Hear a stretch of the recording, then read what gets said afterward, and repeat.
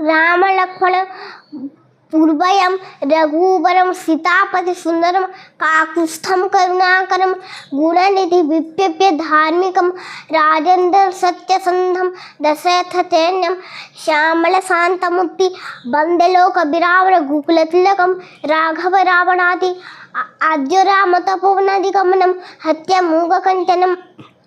वैदेहरणं जटायुमरणं सुग्रीव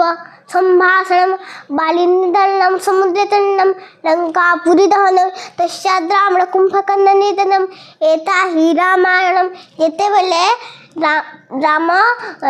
रावण के मारी सारे आ जेतेबेले अयोध्या फेरमी पड़े लक्ष्मण कहले कि नहीं इ लंका तो सुना तैयारी ही फल मूल मिली जीव जंतु मैंने बुलून इन सब फल मूल जगौन आम इन रहीमा के भाई बोली बोले राम कहले कि नहीं जन अपि स्वर्णमयी लंका न मेरो जते लक्ष्मण जन्म जन्म स्वर्गादपि गरीयसी आमेनु नीरहु आमेनु पलिमा